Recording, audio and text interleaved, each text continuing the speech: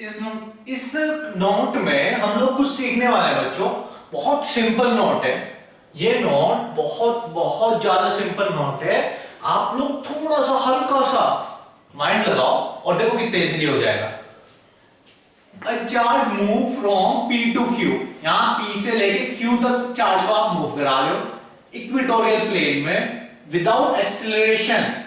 Find work done in that place for a dipole. अब क्या आप लोगों को बच्चों क्या आंसर आ रहा है? वीडियो पॉज करो, कमेंट सेक्शन में आंसर लिखो। दैट मींस आप लोग जीनियस हो, क्योंकि आप लोगों ने वीडियो को पॉज करके बिना सोचे आंसर बता दिया। जिनसे नहीं हुआ वो सीखने के लिए आए इस वीडियो में, तो सीखते हैं। देखो कि सर वर्क डन फाइंड करना है और हमें पता है वर्क डन का क्या मतलब होता है, हमें पोटेंशियल पता है। पोटेंशियल का मतलब होता है कि यूनिट पॉजिटिव टेस्ट चार्ज को एक पॉइंट से दूसरे पॉइंट तक लाने में जो भी वर्क डन होता है उसको हम लोग पोटेंशियल बोलते हैं। ये तो आप लोगों को पता है, बहुत बढ़िया, जीनियस तो आप लोग हो ही यार। तो पोटेंशियल डायरेक्टली लिख दो formula V equal to W upon Q naught, कि आप चार्ज को मूव कराया, जो भी वर्क डन होगा उसको पोटेंशियल बोलते हैं। वर्क डन फाइंड करना है तो work done W equal to V into Q naught. Charge को मूव कराने में कितना वर्क डन होगा तो Q नॉट किस चार्ज को मूव कराने गिवन नहीं है तो Q नॉट मान लो। अब पोटेंशियल देख लो, पोटेंशियल पता लग जाएगा, मजा आ जाएगा। क्या इक्वेटोरियल प्लेन का डायपोल के लिए पोटेंशियल आप लोगों को याद है? For equatorial position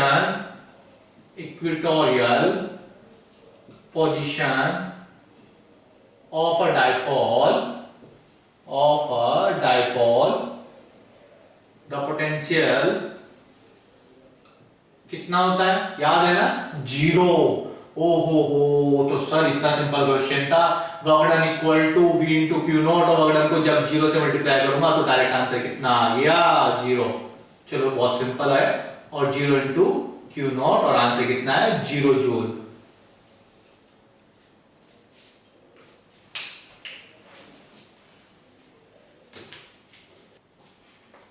इसमें बच्चों point charge plus Q is place. इस नोट के अंदर या इस क्वेश्चन के अंदर, कॉन्सेप्ट के अंदर प्लस चार्ज कहां रखा हुआ है? पॉइंट O पे। पॉइंट O ये रहा, बहुत बढ़िया। फाइंड क्या करना है? ए पॉइंट पे जो पोटेंशियल होगा और बी पॉइंट पे जो पोटेंशियल होगा उनका डिफरेंस। क्वेश्चन इतना प्यारा है। फर्स्ट ऑप्शन है पॉजिटिव, सेकंड ऑप्शन है नेगेटिव, थर्ड ऑप्शन है 0 और फोर्थ सबका चाहिए था AOT, ऑल ऑफ दिस। अबे यार इतना सिंपल क्वेश्चन है। VA माइनस VB, कोई वैल्यू भी नहीं पूछी। देखा एग्जाम में कितना खुश है आप लोगों से, वैल्यू भी नहीं पूछता। क्या है? प्लस में है आंसर, माइनस में है, 0 है, या तीनों हो सकते हैं, यही बता दो। डिजिट छोड़ दो। अबे पूछेगा भी कैसे? कैलकुलेशन भी तो गिवन नहीं है, फिर डिस्टेंस गिवन है या कुछ गिवन है? नहीं ना। उसने क्या पूछा? चलो तो बी सीरियस, देखते हैं इसको कॉन्सेप्ट को क्या है। कि O पॉइंट पे Q चार्ज रखा हुआ है और इससे A पॉइंट यहां पे रखा है, B पॉइंट यहां पे रखा है, और क्या है? A और B के बीच का डिफरेंस बता दो वोल्टेज का, पोटेंशियल का। कैसा होगा? प्लस में, माइनस में, 0 और ऑल ऑफ दी। तो सिंपल है, वीडियो को पॉज करो, आंसर बता दो फटाफट से। और नहीं तो फिर मैं सिखाता ही हूं आप लोगों को हमेशा की तरह, सीखते हैं फिर। देखो बच्चों, पहली चीज, यहां से लेके यहां तक की अगर डिस्टेंस r है तो यहां से लेके यहां तक की distance r plus delta r बढ़ जाएगी ना, या r प्लस x मान लो। मतलब डिस्टेंस कुल मिला के बड़ी तो है, चाहे वो कितने भी बड़े हो। अब हमें पता है VA का फॉर्मूला क्या होगा? K यानी कि 1/4π0, सेम चार्ज रहेगा Q अपॉन R। VB का क्या होगा? K Q upon R plus X। नीचे की डिजिट छोटी होगी तो ऊपर का डिजिट बड़ी बनेगी, ये तो पता है ना। अबे यार तुम लोग ना 1/2 0.5 और 1/4 0.25, मतलब नीचे की डिजिट बढ़ाओगे तो ऊपर का आंसर कम आएगा। कौन सा बड़ा है जरा बताना एक बार? R बड़ा है R प्लस एक्स, मैथ्स आता है। R प्लस एक्स बड़ा होगा तो VB की वैल्यू छोटी, R छोटा है, कम है, तो VA की वैल्यू बड़ी, तो यहां से लॉजिक मिल गया, since according to formula VA greater VB, hence क्या मिला आंसर, क्या आंसर मिला, VA minus VB equal to positive. वो कितना है उसे छोड़ो। इस तरीके का क्वेश्चन हम लोग कर पाएंगे इन फ्यूचर, कर पाएंगे ना, बहुत बढ़िया।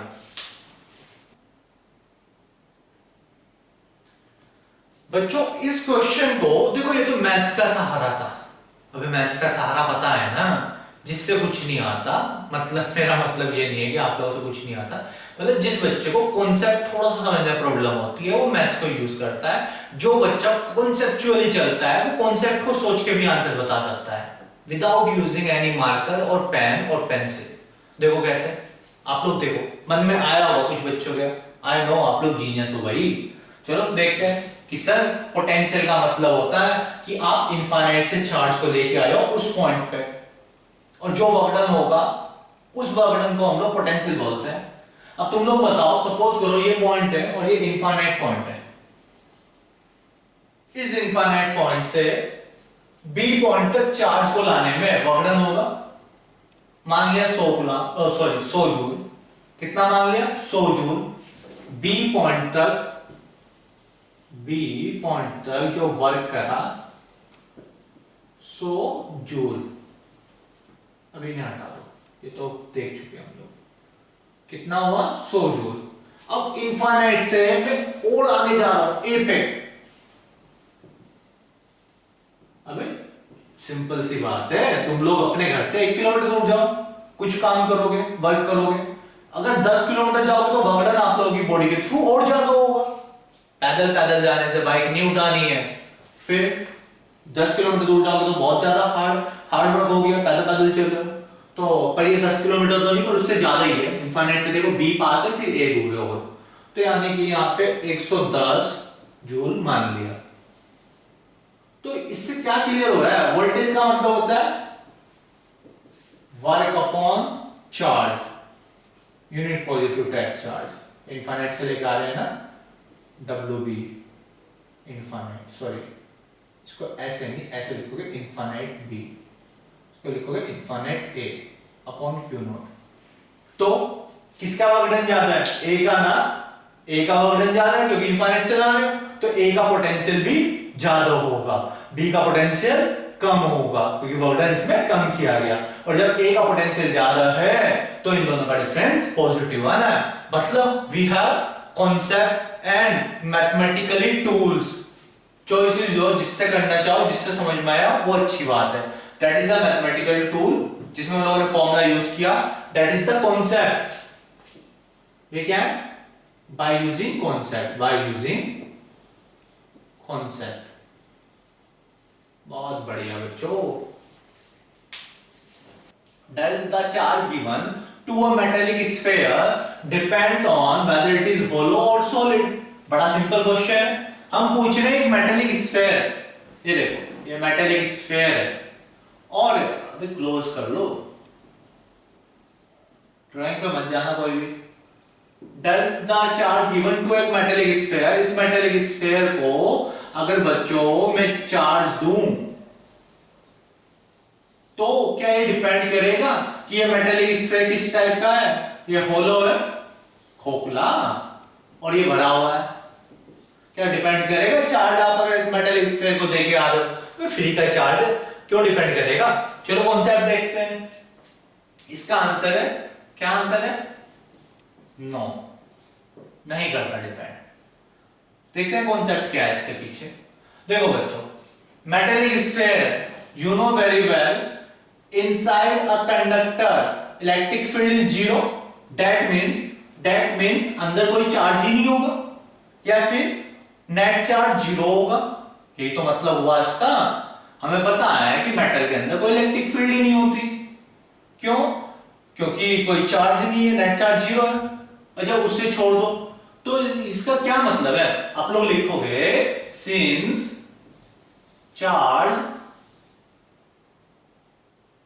since charge resides on the surface of sphere, metallic sphere of metallic लिखना जरूरी है बच्चों, metallic sphere की तो बात हो रही है, डाइलेक्ट्रिक स्फीयर की बात नहीं हो रही, नॉन कंडक्टिंग स्फीयर की बात नहीं हो रही, दैट इज द मेटेलिक। इसका इस वर्ड की बहुत वैल्यू है, आप लोग ऐसा मत सोचना अच्छा सर स्फीयर के लिए किसी के लिए करते नहीं बच्चों, उस मेटेलिक बोल दिया।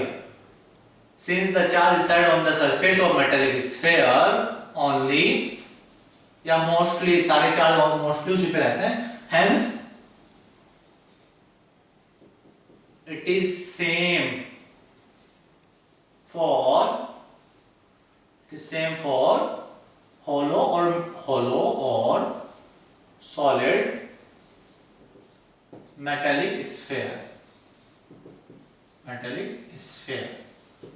क्लियर बच्चों? एक बार मैं आप लोगों को फिर से रिपीट कर देता हूं, देखो इसका ये in case of metallic sphere charge given to it mostly reside on its surface.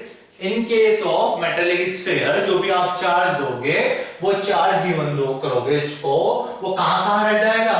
Positive charge आपने डिस्ट्रीब्यूट किया तो कहां आ जाएगा? इसकी आउटर बाउंड्री पे। क्लियर है बच्चों? नेगेटिव होता तो वो भी आउटर बाउंड्री पे हो जाता, सिंपल था ना।